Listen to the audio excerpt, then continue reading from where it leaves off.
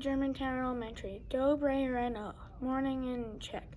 Can you try Dobre Reno? Today is Monday, March 4th, 2024. This is Ian bringing you today's morning announcements. Please stand for the Pledge of Allegiance. I pledge allegiance to the flag of the United States of America and to the republic for which it stands, one nation, under God, indivisible, with liberty and justice for all. You may now be seated.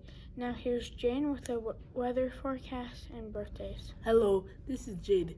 Our weather for this week will be in the 60s with that a chance of rain. Hanging around, the rain may keep us inside, but it will make our spring flowers beautiful and our grass green. We would like to wish a happy birthday to Luxie Navaya D. Ella K. Genesis O. Delilah R. Marcelo V. W.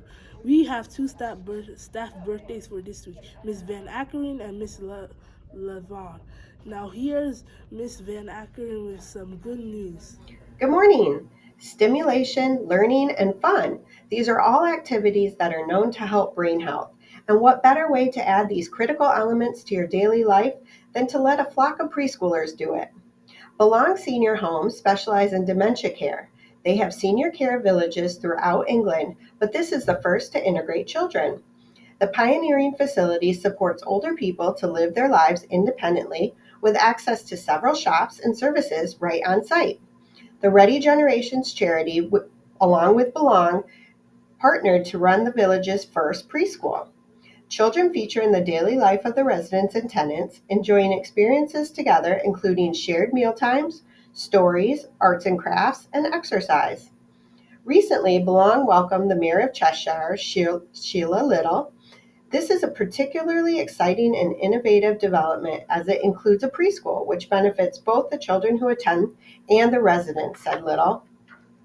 Breaking the mold of traditional care environments, this $1 million state-of-the-art village incorporates 6 family-sized 24-hour care households, 23 independent living facilities, and a vibrant hub of amenities, including a bistro, hair salon, cafe, and specialized exercise studios. The site is open to the public, which creates a bustling environment for the customers from the local community. Similar projects have begun here in America as well. The Intergenerational Learning Center at Mount St. Vincent Nursing Home in Seattle opened its doors to the oldest and the youngest back in 2015. The 400 adults in that assisted living center join the kids in daily activities from music and dancing to storytelling and just plain visiting with each other. 5th graders, as you move to middle school, look for the many SSL opportunities that Montgomery County has to volunteer with our local senior communities. Have a great week. Hi everyone, it's Mrs. Gray, your school counselor. Welcome to a new week. So we are going to continue to talk about communicating with others today, and we are specifically going to talk about when and how to speak up. So the first question is when, and often when I'm talking to students, I kind of lay out the choices for them. So in this scenario, you have a choice. You can either decide that it's okay to let it go, you're okay with letting it go, or you really need to say something about it because it's really bothering you and it's really important that you talk to the person about it. So once you weigh those options and you decide that it is really important to talk to a person about something, then you have to figure out, how do I do that in an effective way, right? An effective way and also a kind way.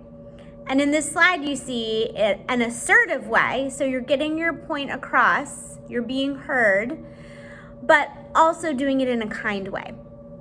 So this again is another great time to use that I message, right? So to say, I really don't like it when you say that to me. Please don't say that to me again, right? So saying it like that is assertive. You're getting your point across. You're not mumbling like this. You're being loud enough to be heard, right? But you're also still being kind and respectful. So again, that I message is coming up. So important, because remember that when we start something with I, it's more likely that the person you're talking to is going to actually listen to you and take it in, rather than say, you're mean, you did this, blah, blah, blah, right? So again, it's important to know when do we approach a situation like this, and how do we do it? And the how usually can be with an I message, right? In an assertive way. So I look forward to talking to you more about this week when I see you in classes and in the hallway. And again, have a wonderful first week of March. Good morning, Patriots. Happy Monday. We hope you enjoyed your slightly longer than average weekend.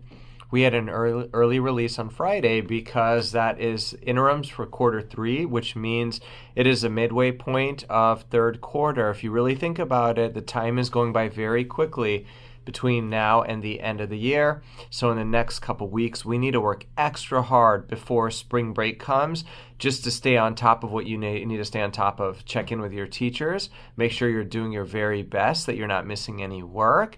And if you're out, as soon as you come back, go up to your teacher and say, hey, what did I miss? How can I get caught up? When you get your interims, that's a good opportunity for you to talk with your parent or caregiver and just assess, celebrate what you're doing that's working and where some areas of growth that you need to continue to dedicate more time to and work hard in, okay? So that is why we had the early release on Friday. Well, this week is really going to be a lot of fun, and we thank Miss Pierce, our amazing reading specialist, that put together Read Across America Week at GES. I read a little while ago that if we read for 20 minutes a day, on average, we would have read about 1.8 million words in a year. And that is a lot. Reading is so very important. It is important in elementary school, in middle school, high school, college, and in life. We cannot live life without reading. So we need to commit the time to it and to work really, really hard. So this week, you're in for a lot of treats, maybe some mystery readers. There's spirit days. So, today is where tacky clothing day, or you can glam it up, and just check in with your teacher each day to see what is the theme for the next day for our spirit day. But this is really a lot of fun, and it is a very big part of our school culture, and it is something that we just not only do in school, but when you're at home, to read books, magazines. If you have younger siblings or cousins, read to them, or even a grandparent or your parent, okay? Because the more we read, the better we're going to be with language, the better prepared we're going to be for our future. So that is super important. Tomorrow, we're going to have a visit from our director and some of Mrs. Bryan's colleagues, or leaders from central office. So don't do anything differently. Continue the wonderful teaching and learning that goes on each and every day. We need to just be ourselves and do our very best, okay? So if a large group of friends comes into your classroom, don't worry about that. They're just coming to see the amazing work that happens each and every day. We want to wish our 5th graders their very best in their MISA assessment, which everyone will take in 5th grade. It is the state assessment for science. And I think this week it is on Wednesday, March 6th and Friday, March 8th. Every single day, just like a competition or a rehearsal or any type of performance. Anytime you take a test, you make sure that you are ready to perform at your very best. The night before, get a good night's sleep. And when you wake up, you need to eat something and drink a milk, water. You need to be prepared to do your very best. And if those bellies are full, we know our minds will be able to do the best that they can on these assessments. Okay, so very best of luck, 5th graders, with your MISA science assessments this Wednesday and this Friday. We also have the Black Rock Ballet on Thursday, okay? So there's a lot of fun excitement. We have to be having fun. We know the Boba Pop fundraiser last week was a lot of fun. Thank you all for participating. And we have a lot to look forward to in the coming weeks. All right? Thank you. Have a great day and a wonderful week. Our mindful message quote for the week is, if we look into each other's hearts and understand the unique challenges each of us faces, I think we would treat each other much more gently, with more love, patience, tolerance, and care. Marvin J. Ashton. This is Daniel wishing everyone a wonderful Read Across America's Week. Have a great confidence is key day, and don't forget, be respectful, be responsible, be safe. That's the Germantown way. Hey, hey, hey, have a good day.